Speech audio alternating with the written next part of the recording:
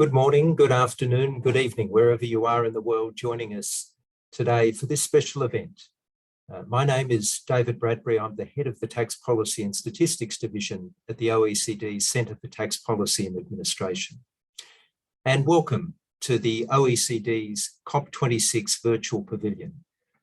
For this special event on No Time to Rest, stepping up carbon pricing efforts to meet climate goals. Now, of course, everyone's talking about COP26 and everyone's talking about Glasgow, but not all of us have the opportunity to be there in Glasgow where all the action is happening. And that's why we're very pleased to bring to you in your offices, your lounge rooms around the world, this special event on carbon pricing and the role that it is playing as part of countries' efforts to engage in mitigation policy efforts. Now, we have a range of excellent speakers joining us today, and I'll briefly introduce those speakers before we begin. But we have Pascal Saint-Amand, who is the Director of the OECD Centre for Tax Policy and Administration. Pascal will be giving some introductory remarks shortly. We'll then have a presentation from Jonas Teusch. Jonas is one of the economists in the Tax Policy and Statistics Division, and he'll be presenting on some recent OECD work that we released just last week on carbon pricing in times of COVID-19. What has changed in G20 economies? So he'll be presenting some of the latest insights from that work. Then we have a very accomplished group of people joining us for a panel discussion. We have Fabrizio La Pecorella, who is the Director General from the Ministry of Economy and Finance in Italy. And Fabrizio was very centrally involved in the G20 presidency, the Italian G20 presidency's efforts on climate activity throughout this year. We also have Helen Mountford, who is the Vice President of Climate and Economics from the World Resources Institute. And Helen, along with our other guest, Ingrid Barnsley, is joining us directly from the COP. So we're very pleased to have both Helen and Ingrid joining us directly from Glasgow. And Ingrid, of course, is the Deputy Director of the OECD's Environment Directorate. So without further ado, I'd like to now hand over to Pascal for some introductory remarks. Thank you, David. Hello to everybody. I'm glad to be with you, even though not from Glasgow. I'll be very quick and would say that the title of this panel is well chosen.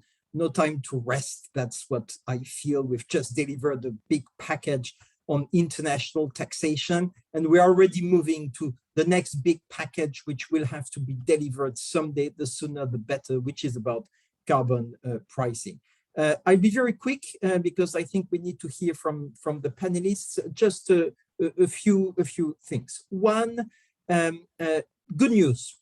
It's rare, but the good news is that we now have a broader coverage of carbon emissions from carbon price. So if we look back 3 years ago, 2018, we had 37% of emissions which were covered by some form of carbon pricing. Today, we have moved up to almost 50%, 49%. So good progress. Wow. Well, no, immediately after that, we say, actually, the prices are extremely low. And I think Jonas will give some numbers, but we are much, much below what could be expected there. So the progress comes from the fact that we have 12 G20 countries. The numbers are for the G20 countries because they are the main emitters. 12 G20 countries have now implemented some form of explicit carbon price instruments, either a pricing tax, a tax, or they have joined an emission trading system. So the average carbon prices have risen in G20 economies. And I think we should mention Canada, China, Germany, South Africa, with either new carbon taxes or emission trading system.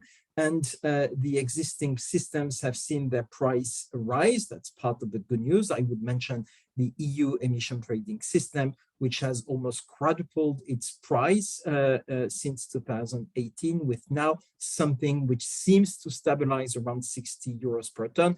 Let's recall that the most important is not only the price, but the stability of the price to send the right signal to the investors for long-term investments. The virtue of a price, I think we would all agree on this, is that it's the most powerful way towards decarbonization. It encourages the reduction of the use, and it does make low carbon or no carbon energy more competitive. So it facilitates the investment in low carbon mechanism. The challenges are well known, and I guess our panelists will go back to that. One, tell a French politician to increase the price of carbon, he will respond or she will respond yellow vest. So we all know that there is a social impact. There is a political economy of the reform, which is very difficult in all countries. I mentioned France, but there are many other countries in the world, developed or developing economies, where the governments have been wiped out because of a move towards carbon taxation. And at the time of a hike in the price of energy, this is no easy, even though there are many surveys which demonstrate that we can move into that direction, that we can neutralize the social impact, that there can be an organization of transfers to neutralize the negative impact, but the political economy is clearly still to be worked out. And the competitive impact, we have a number of surveys, because we believe in carbon taxation, which indicate that the risk of leakage is small. However, to be fair and honest, these surveys were done at the time where the price was low. It's still low, but if we want to move to high prices, then we have an issue of leakage, which drives decision makers to the question of border carbon adjustment mechanism, the CBAM, well known in the project of the European Union. What can we do in that context? I will stop with that. Well, I think we all believe that if we really want to mitigate climate change, we need to move towards a price tag on carbon, whatever the mechanism, tax, or tax people will live in tax, but the emission trading system can be a good system too. The combination of both is good. So that's the sense of direction, the direction of travel. That's where we must land. All the countries are not yet there, in particular, two very large emitters in the world, and not only. We need to keep countries together to work this out, to move forward, to limit the trade tensions.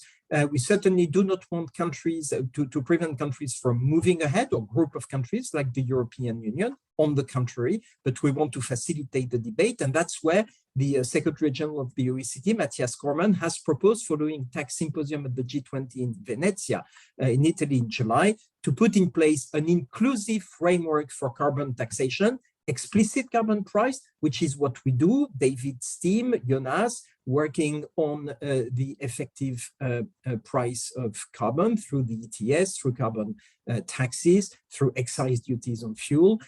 But also, we now need to work on the implicit price of carbon. What is the equivalent in price of other mitigation, climate mitigation policies? That's what we would call implicit price. See how they articulate, probably with the sense that implicit doesn't work as well and it's not as efficient as the explicit carbon price, but that may allow all the countries to move together, to stay together, and to move faster because there is urgency. I stop here. Over to you, David. Thank you.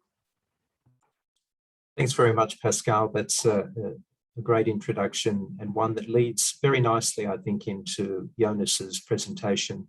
If I can now hand over to Jonas Teusch, who will take us through some of the key findings of our recent report on effective carbon rates. Thank you, David. Thank you, Pascal. Yes, let me talk about the recent report we released just last week. First, a quick introduction. As we heard from Pascal, carbon pricing is a powerful tool that can help countries meet climate objectives and support the green recovery. Now, why is it so powerful? It leaves households, businesses, engineers, a wide range of options on how to cut emissions. And it's not just theory. In practice, we've seen it actually works. For instance, in the UK power sector, carbon pricing played a major role in essentially phasing out coal. How does it support a green recovery? Why is it relevant there? We've seen recovery packages. Some colleagues at the OECD and other places have crunched some numbers. And what we find is that actually most recovery spending isn't green. It's not linked to green recovery directly. So we need additional tools to ensure that the recovery spending, the investments and consumption choices triggered by it, end up supporting our climate targets. So carbon pricing can really help do that. Now the report looks at what has changed in G20 countries between 2018 and 2021. And as Pascal already said, we look at carbon prices from carbon taxes, from emissions trading systems. Those two we group into explicit carbon prices. And then we have fuel excise taxes, typically not introduced for climate reasons, but predate climate considerations. And but they are also substantial. And in total, the countries we look at roughly account for 80% of global greenhouse gas emissions. Now, Pascal already shared the good news with you. G20 countries are increasingly using carbon taxes and emissions trading systems. And that is really driven by these two instruments. Here we break it down by instruments. So for fuel excise taxes, there's been little change, essentially no change.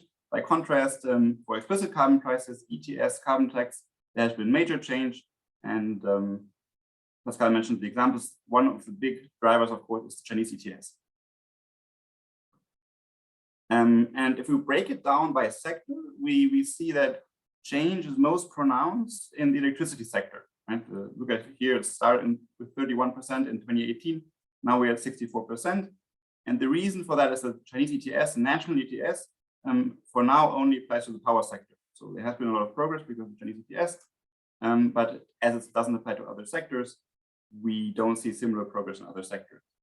I should add that coverage continues to be highest in the road sector. That's mostly due to fuel excise taxes, which, as most of you know, are extremely common and by almost everywhere.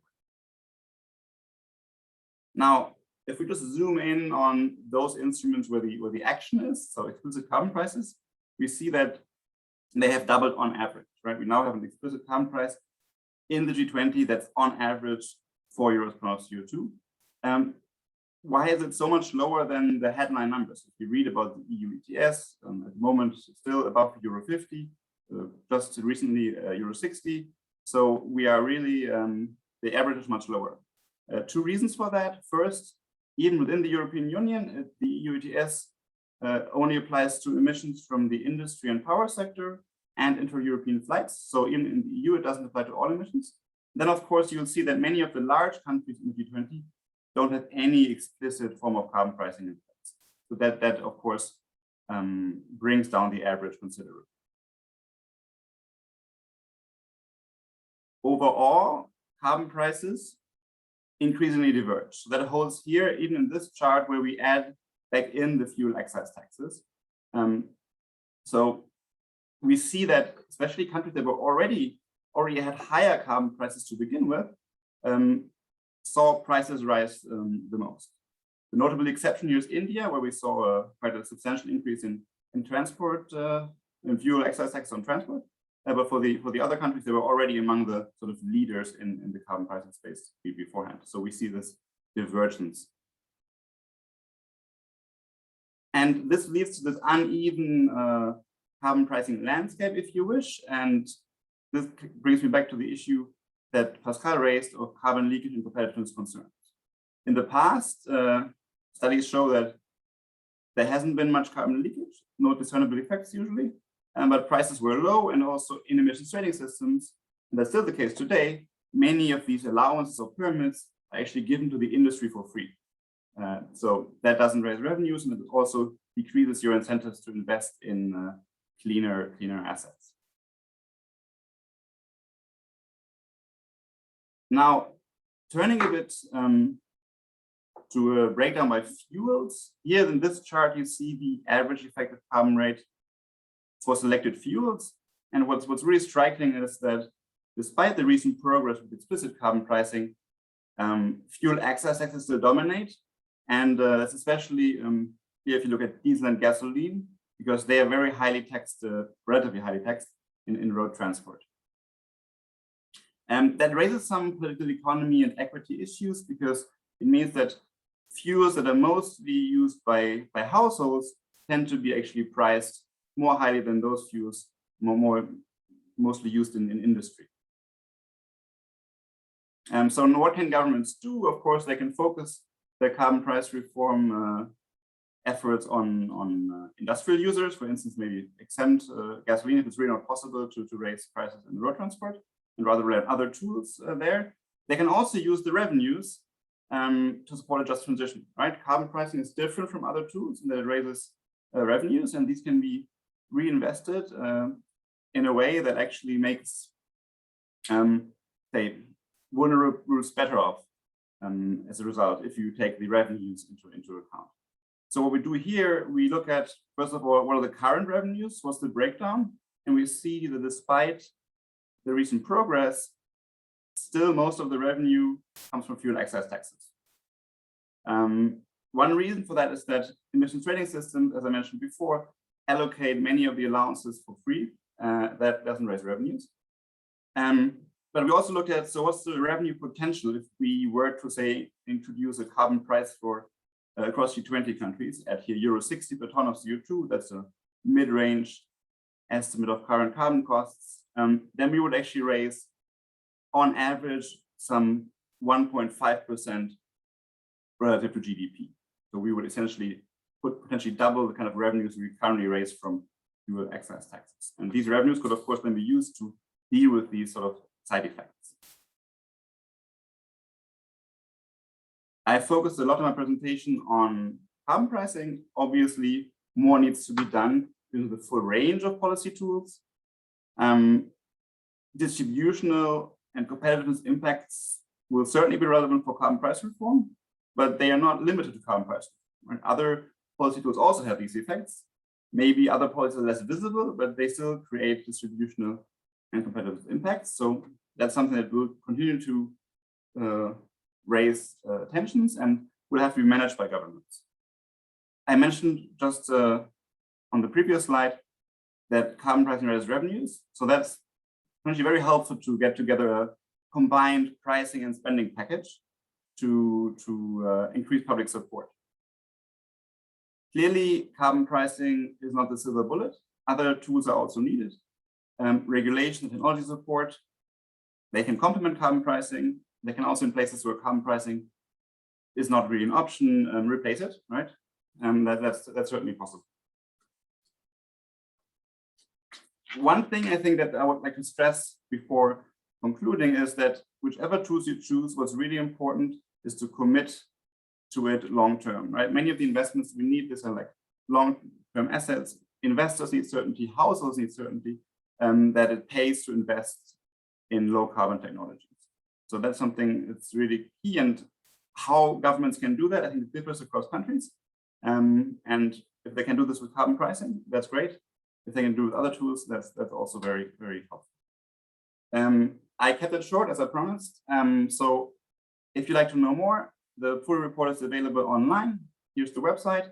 We'll, of course, follow up with the full report next year, where we'll also look at non-G20 OECD countries and other developing and emerging economies. And we also have some other new features that we'll roll out next year. If there are any questions, don't hesitate to get in touch. Here's our email. So please get in touch, and I'll hand the floor back to David. Thanks very much, Jonas, and thanks for those insights from this most recent piece of work. And we certainly encourage you all to go online and to access that report and look at it in even more detail. Now we have our panel discussion, and we have an impressive group of people joining us for this panel. As I indicated earlier, we have Fabrizia Lepecarella, we have Helen Mountford, and Ingrid Barnsley. If I can start with a question for you, Fabrizia. You have been centrally involved in the work of the Italian G20 presidency this year, and we know that's kept you very busy. You've been doing a wonderful job. In terms of the work that you've been doing, we have seen how prominent a role climate change and tax policy has taken in that work. You commissioned the joint OECD-IMF report on tax policy and climate change. You hosted the Tax Policy Symposium.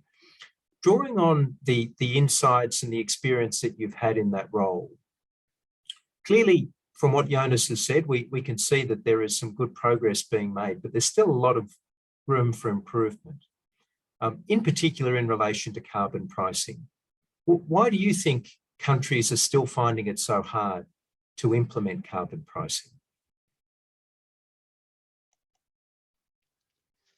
Thank you, David, and good morning, good afternoon, good evening to everybody. It is a real pleasure to be here today with you discussing carbon pricing and the efforts to meet climate goals. Let me thank Jonas for the very interesting presentation on effective carbon rates. And let me add that the recently issued report on carbon pricing in times of COVID-19, it does provide a number of valuable quantitative reference points to our discussion today and offers food for thought on several important key aspects of international carbon pricing. Two things. First, it was noted that significant progress has been made with effective carbon pricing between 2018 and 2021. However, it was also noted that pricing is still low and incoherent from an environmental point of view, and this in turn generates weak carbon price signals. In addition, the other important point, in my view, from the presentation we just heard, is that explicit carbon prices have doubled on average, but the variation is still large across countries and across sectors. And this implies that and it is this variation that accounts for the difficult to handle adverse effect of increasing carbon prices on vulnerable households and firms, as well as on trade and competitiveness. To go now to your question, let me refer to our Italian G20 presidency motto. Fighting climate change is critical for people, planet, and prosperity. It is a very clear message of the IPCC report that by not choosing deep reductions in greenhouse gas emissions in the coming decades, we will be, in fact, choosing widespread and irreversible damage to our planet with severe human and economic consequences. It is in this context that getting fossil fuel prices right is key, and it is in this context that rising the price of carbon proves to be a very demanding and difficult task. Why it is so? I mean, on the one hand, there is clearly no one-size-fits-all solution. On the other hand, there are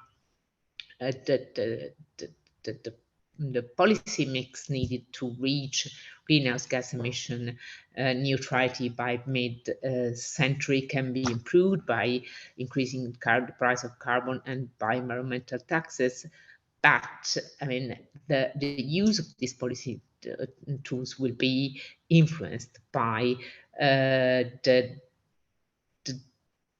different countries' trajectories towards emission reductions. And these trajectories depend in turn on the specificities of the national economies and on different speed, the different speed in technological development.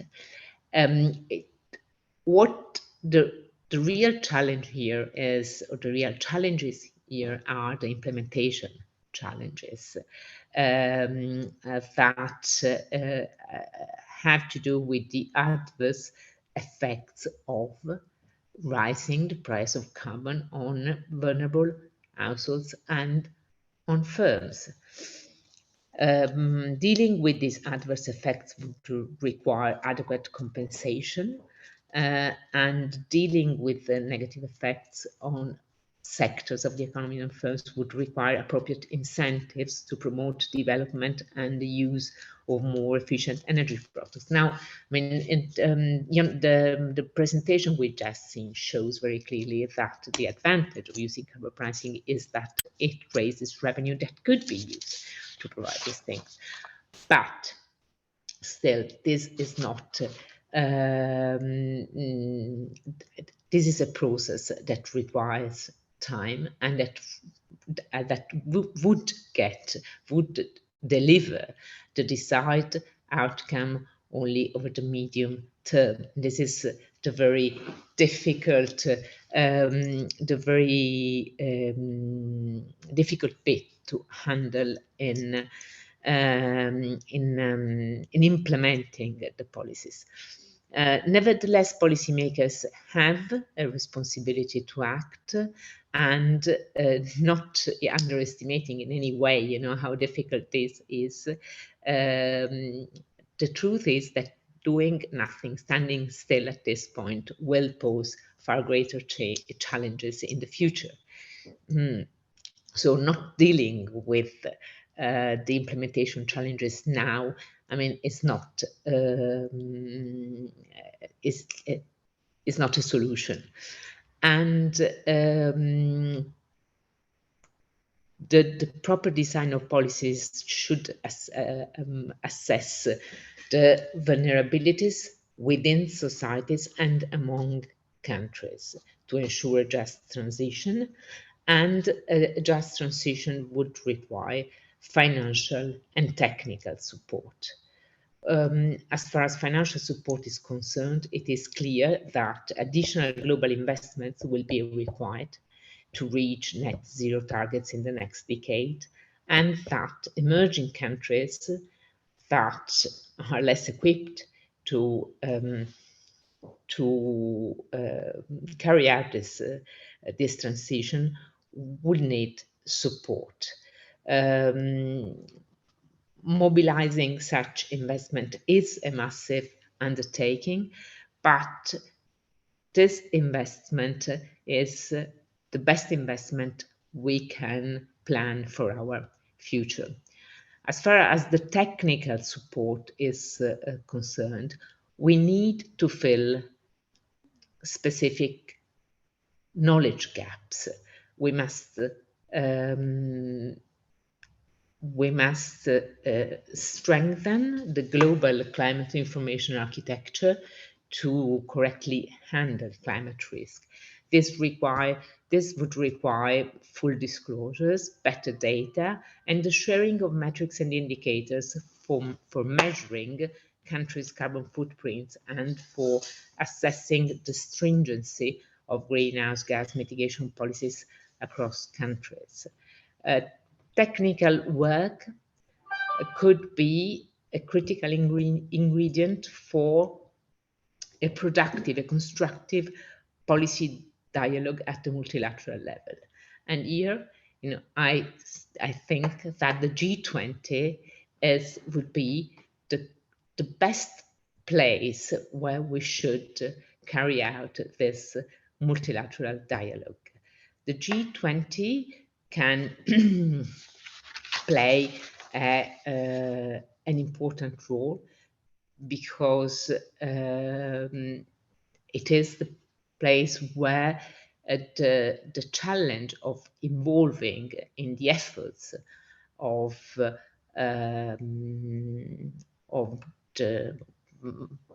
coordinating climate mitigation policies to achieve carbon neutrality by mid-century can involve emerging markets and developing economy. And it is the best place where a policy dialogue can be useful to prevent a disorderly climate transition. Enhanced cooperation is a great opportunity to overcome the political economy concerns that, you know, in many ways and in many instances are preventing policymakers from acting. And it is for this reason, and with this in mind, that, as this year we have worked hard at the G20 level to promote, to start and promote a dialogue on these issues.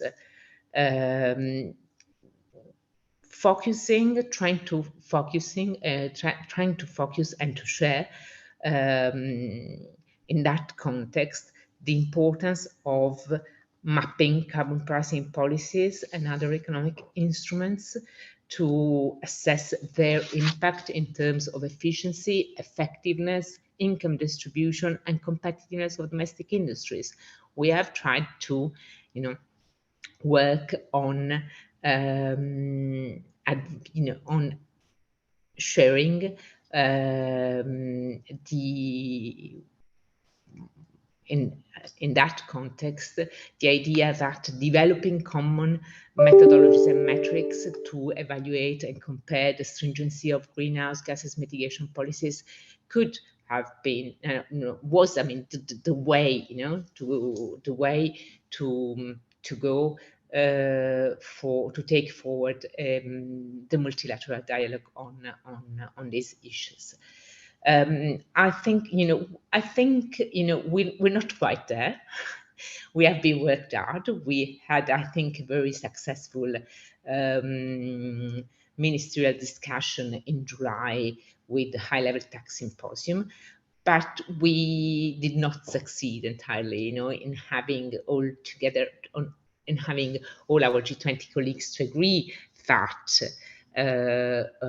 we could have we could promote consistently, a dialogue on these issues. Despite that, I think that the G20 Leaders Summit has shown that there is awareness and there is broad consensus on the urgency of dealing with these things. I think that climate mitigation policies will stay on the G20 agenda, and I trust that the future Indonesian G20 presidency will build on the efforts made this year and keep these issues high on the agenda of the finance ministers. That because I think that is the place. I'm still convinced that is the right place where these issues would need to be discussed, and the difficulties of countries in aligning their policies can be, eventually overcome. That's great. Thanks very much, Fabrizio, and thanks for your contribution throughout the course of the year as part of the Italian G20 presidency and driving this issue ahead.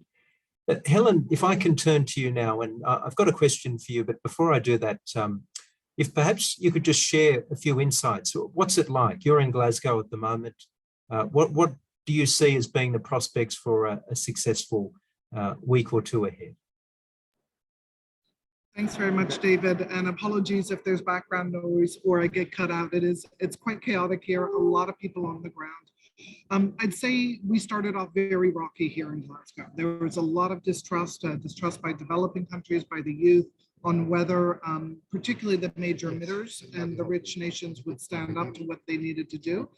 I think that distrust has started to shift. In the last day or so, we've been starting to have much more positive momentum. We've had some impressive announcements come out, particularly today and late yesterday, on finance, starting to move forward on increasing finance flows, some positive announcements on investments in nature and support for halting deforestation by 2030, large number of countries involved on addressing the methane challenge. So there's starting to be a bit of a shift. I would not say it's totally positive or optimistic. I think it's really delegates getting down to the nitty-gritty and determined to try and get what we need from here as much as we can on ambition, on finance, on adaptation and resilience, and then the rules and processes for how we close the gaps going forward. So that's going to be critical, but cautiously, determinedly hopeful that we can get to a good outcome after the 2 weeks.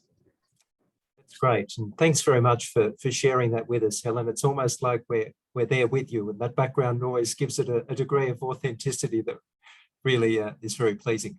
I just wanted to pick up on something. I saw recently that you wrote in a blog, you wrote, if the world is going to have any chance of coming to grips with the climate crisis, countries need to graduate from taking small steps to giant leaps towards a cleaner and safer future. Now, I wonder, what exactly do you have in mind when you're thinking about those giant leaps?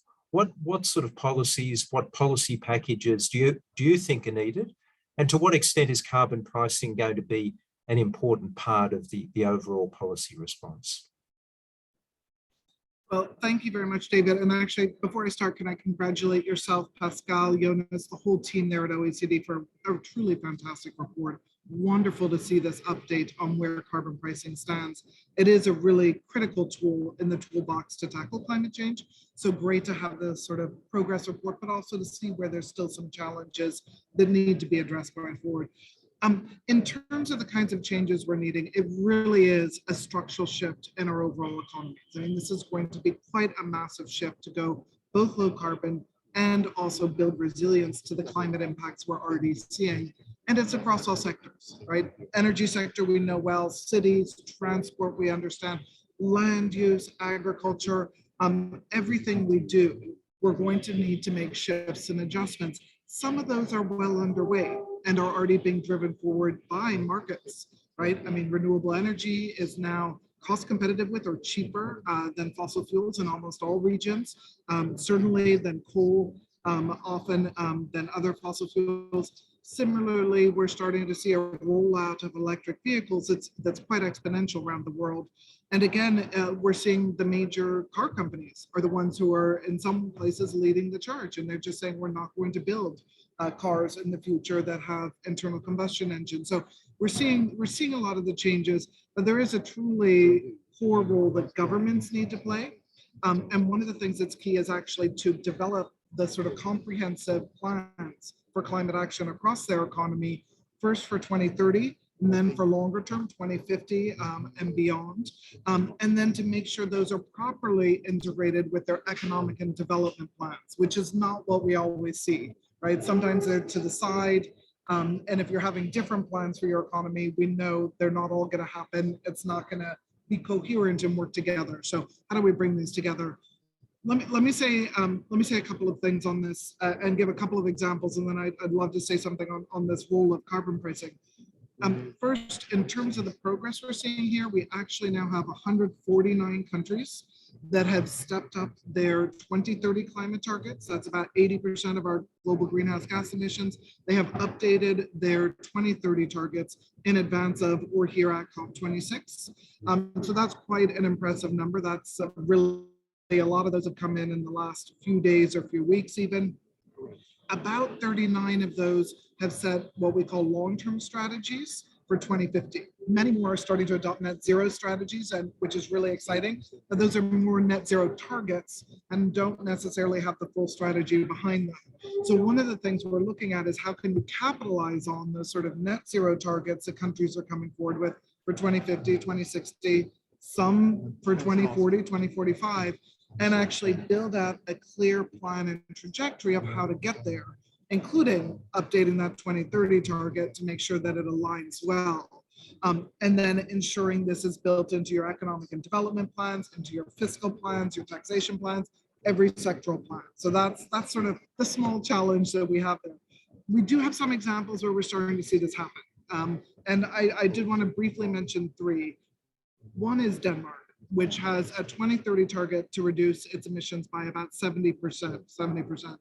And one of the things the Danish parliament requires, this is supported across the government, across different parties as well. One of the things the parliament does is requires the government to come back every single year to report to parliament on how they're doing, how they're going to achieve these ambitious targets, and to sort of grill them on the policies, the approaches, the investments. Is it enough? Is it going the right way? And that kind of accountability on the government's part and need to continue to explain is really helping to push them forward and will probably lead to even more ambition. The second example I want to cite is Indonesia, where President Widodo a few years ago decided that he wanted their next 5-year economic development plan to really be the first ever low carbon development plan. So they've had an initiative there where they've been actually charting out pathways to low carbon development and now looking at pathways to net zero emissions, and have found these will actually be better for the economy, better for jobs, boost jobs, growth, poverty alleviation from the very first year. So looking at how they can introduce this and include it into a green recovery, as well as setting the plans across all sectors of the government and moving it forward. And the third example, which really very exciting here yesterday, we had some news, is South Africa. And President Ramaphosa set up a climate change commission over the last year or so, very consultative, developed a comprehensive plan for the economy and advice to government on how to go towards an ambitious climate plan that would be good for growth and good for workers and communities.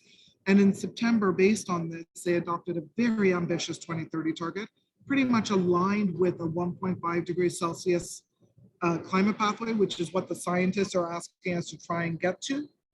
Most countries are not aligned with that, but South Africa is now. And the funding is coming forward from other countries now to back them up. So together with a number of funders, yesterday they announced a Just Energy Transition Partnership with about $8.5 billion in funds over 3 to 5 years to support South Africa to really ensure a just transition as they move away from coal and implement this climate plan for workers and communities. So really responding to some of those challenges that Fabrizia mentioned on ensuring a just transition and equity. Now, the role of carbon pricing is important for all the reasons that Jonas mentioned, that Fabrizia, that Pascal, really critical, including for the sort of revenue raising, but also to ensure that we take action in the least cost way and really help to drive up ambition and competitiveness. But it is not a silver bullet. And one of the things that we've found, and this includes, I would say, definitely work through OECD, is that you do need a package of policies around it to help ensure effective and efficient climate action and the sort of transformation of the economy that I mentioned. So some that are critical are fossil fuel subsidy reform, right? And at the moment, according to OECD and IEA, we've got about $345 billion in fossil fuel subsidies in 2020. Now, interestingly, that's an issue that's being picked up here at COP26 and might actually be part of language of a final decision for the first time ever to actually move towards reforming fossil fuel subsidies here. So that's one. A second is, of course, regulatory measures, for example, fuel efficiency or building efficiency standards, really critical where carbon pricing won't necessarily filter through to the right actors quickly enough. A third is investments in critical infrastructure and R&D. We absolutely need to provide the sort of infrastructure to be able to make this transition and to continue to innovate. And government has an important role in supporting that. And then finally, I'd say the one that is often overlooked, but very complementary to carbon pricing, is information-based instruments, including some of the things we see in behavioral economics, some of the nudging, energy efficiency standards on refrigerators or on buildings, which can help people to make some of the right choices to really move forward and lower their emissions. And if there's a carbon price in place, lower the price that they're paying. So quick overview on some of what we're seeing in terms of the fundamentals of really driving ambition and the structural changes we need in the economy, but also the role that carbon pricing plays. Now back to you, David. Thank you. Thanks very much, Helen, and thanks for sharing those exciting developments with us. If I can turn to Ingrid now. Ingrid, we just heard from Helen there about some of the increased ambitions from countries, and we're reading about this every day. Which is great to see. Obviously, that has to be translated into action. But that sort of takes us back to the point that Fabrizia was making about some of the political economy challenges. And it seems that they are only intensifying as the level of ambitions from countries increases. Now, in part that relates to some of the impacts on vulnerable communities that Fabrizio was talking about, but also there's the question of carbon leakage and competitiveness.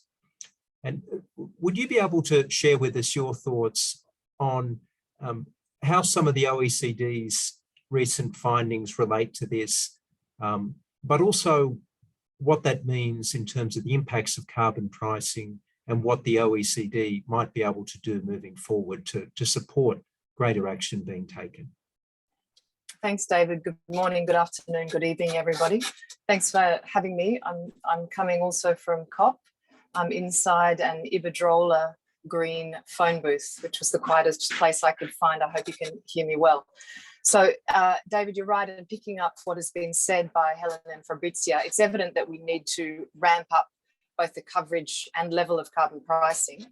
And at the same time, we need to be taking account of political economy concerns, which are very legitimate concerns.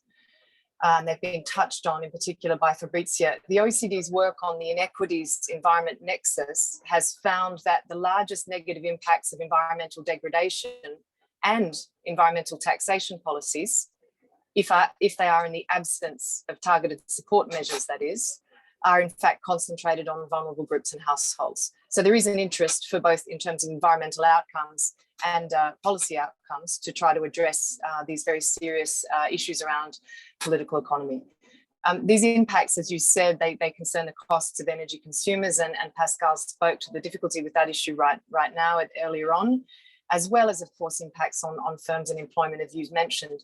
So the OECD's contribution here, of course, is to try to build up an evidence base, looking at implementation and impact of policies, and to encourage a dialogue among countries that can help us improve policies going forward.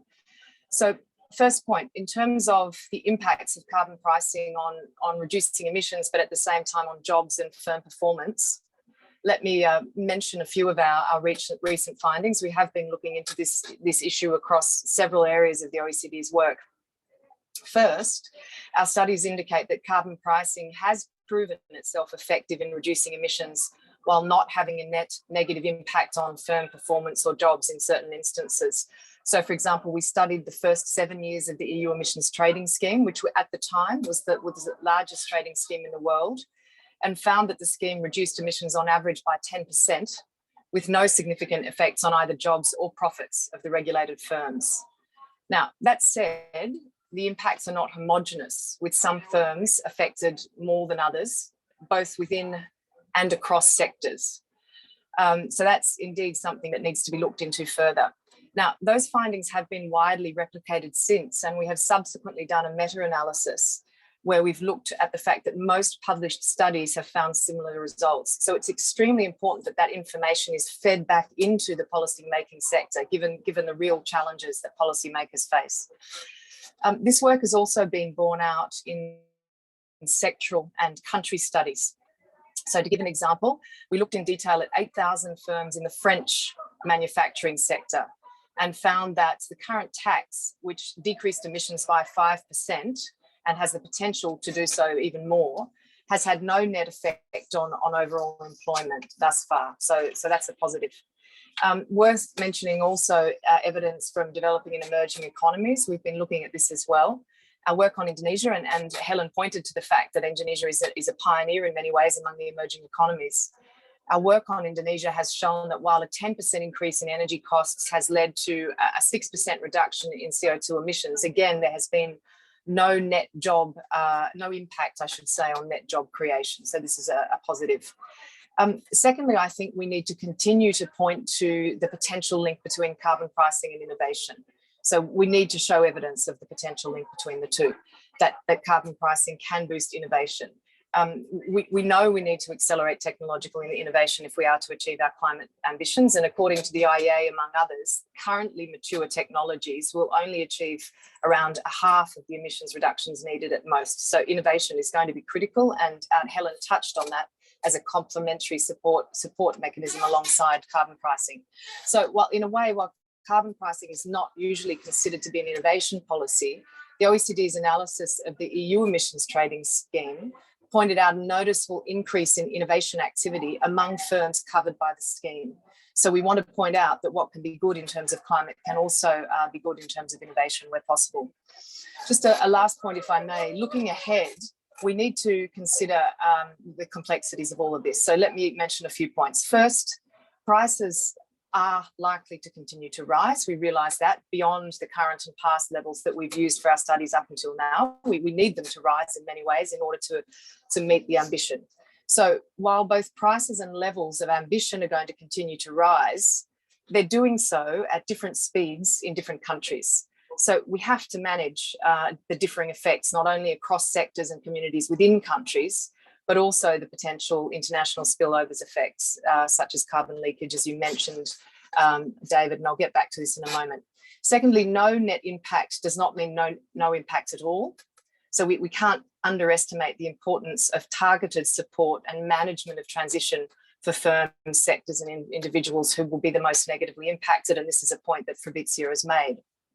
So in this sense, we need to make the most not only of explicit pricing tools, but we also need to be looking beyond them to understand implicit price efforts of non-pricing policies effectively. And Pascal mentioned this. We need to be able to recognise the diversity of policy approaches that are out there used by different countries. And we need to be able to have an objectively comparable basis to assess and report on the equivalency of effort, I should say, of different policy levers that take into account both explicit, so to speak, and implicit price effects of non-pricing policies such as regulations and standards, as Helen mentioned. Because at the end of the day, as Helen has pointed out, carbon pricing alone, at least in its current form, is not going to be sufficient. We need a whole of economy approach and a whole of government response if we are to address this. And as Pascal has mentioned, with our work on effective carbon rates, our work on data, on climate policies, but also how climate policies interact with one another and with other policy measures, as well as our modelling work, we've got a good basis there to move forward with an initiative that tries to look at the equivalency around implicit and explicit carbon pricing. The last point around the just transition is, as Helen has mentioned, we reform packages that need to allow for a prioritisation and sequencing of policies over time. They need to be informed by impact analysis and assessment of these trade-offs. And they need to consider complementarities with other policy domains, and that applies to carbon pricing. We cannot consider it in a vacuum, and we need to take account of those well-being, equity and public confidence, I would say, components, and that's where the OECD is really trying to apply its work now. Thanks, David, back to you. Thanks very much, Ingrid. That's great. We are running out of time. We were hoping to have some questions and answers. We will turn to one that has just come in on the chat, and then we'll wrap up with giving each of the panelists an opportunity to make any final observations. Would you be able to elaborate a little bit on the methods that the OECD is planning to deploy to mitigate the social impact of carbon prices, as it's not economic calculations but political negotiations that will enable reaching or not a collective agreement? I think that on that, we can say that the methods that have been employed in the work that Jonas presented are quite detailed in the work that's available on the internet, the way we measure explicit pricing in the form of carbon taxes and emissions trading systems, but also how we capture other implicit prices such as those generated by excise duties. Now, the plan is to extend beyond that to a range of additional policy instruments, and as we move into that space, we'll be very happy to be engaging with countries and as part of that process. I see there's another question coming. If I could just put this quickly to you, Helen. We have, it's quite a long question, I'll summarise it. We are overly sensitive to the needs of companies' profit and loss statements, and yet the same system is not properly valuing the catastrophic environmental impact. At some points, don't governments just have to have more courage? Helen, your reaction to that? Thanks very much.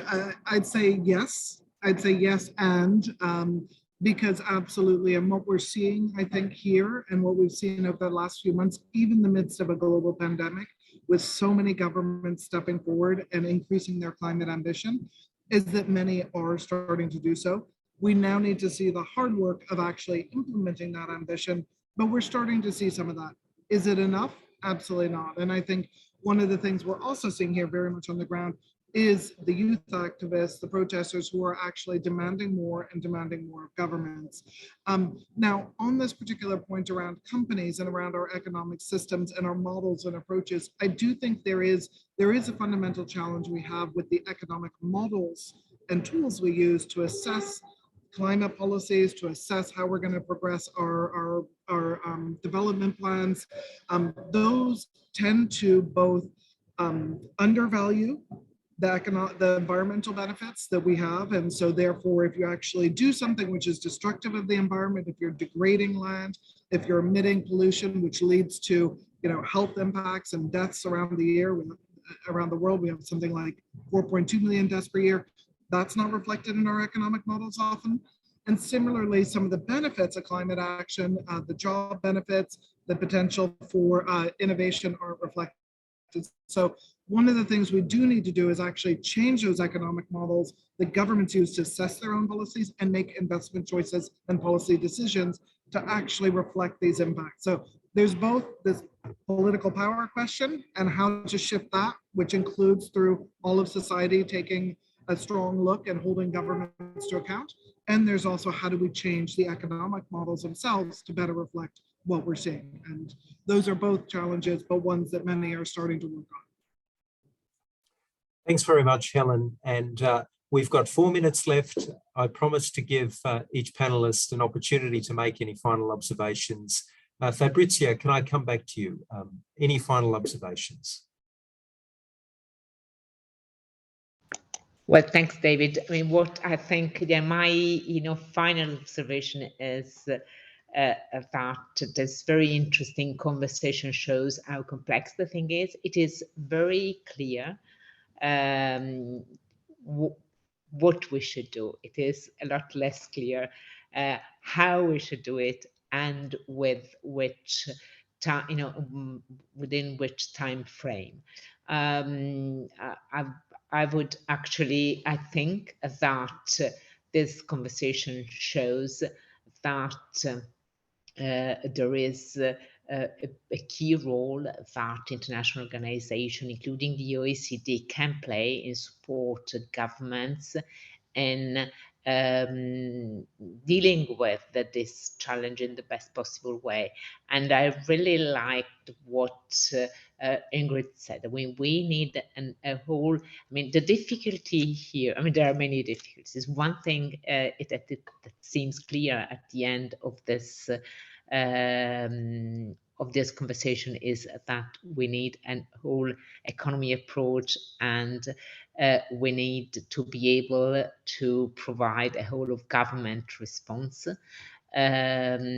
For that, we rely on your support at the OECD, and I really hope that the proposal advanced by the OECD Secretary General of establishing an inclusive framework for dealing with climate and mitigation policies will finally, come true. Thanks. Thanks very much, Fabrizia. Pascal, if I can just bring you back in for a final observation. Thank you, David. I think the message is very clear. It's time to act quickly, and carbon pricing will be part of the action. We need to mitigate the trade tensions, which will result from that move, waiting for all the countries to move. But as Fabrizia just said, it's a question of timing. We know where we land, and the OECD is happy to help there. And as Fabrizia said, having the support of the G20 to feed the UNFCCC process, to feed the Coalition of Finance Ministers Against Climate Change is critical. We need to start with bold facts, effective carbon rates, a model which would provide what the price equivalence of regulation policies is, and that's what we need to provide governments for them to be able to move together to some form of carbon pricing, with probably some advanced economies leading the charge there. Thank you. Thanks, Pascal. And perhaps a couple of words from Glasgow. Helen, final observation from you. Thanks very much. I think there is a lot of work to be done. I think we've got quite a large part of society that's really willing now, understanding the risks, the real risks that we're facing from climate change. We have not seen that before. We're seeing the voting public are starting to shift. It is time now that we get the governments to stand up and to move forward with an ambitious package, including carbon pricing and subsidy reform. So looking forward to that, and all the support that OECD can provide to help them to do it. Thanks, Helen. And for the final observation, Ingrid. Thanks, David. And last remarks before I step out of the phone booth. Pascal has described what we're hoping to do through the implicit-explicit carbon pricing initiative of the OECD. And let me just finish by saying, I think in many ways, one of the biggest challenges we face in expanding the coverage and ambition of carbon pricing mechanisms is similar to the difficulty we face in other areas of climate policy action, which is actually a perception that the cost is too great on firms and too great on the public. And that's a perception that's held by policymakers, by the private sector, and by the public themselves. And this is where we have a responsibility to continue to provide the evidence base and to have that dialogue with countries in order to improve policies. Thank you. Thanks very much. And can I thank all of our panelists for their contributions today? And can I thank you all for joining us for this webinar? We will have recorded the webinar. It will be posted on the OECD website. Please feel free to go to the website either to watch the webinar again or to download some of the materials that we've referred to. Once again, thanks for joining us. We wish you all the best, and we hope that the outcomes of COP26 are every bit as successful as Helen's optimism leads us to hope. Thanks very much. Thank you. Thank you. Bye-bye. Bye. Bye-bye.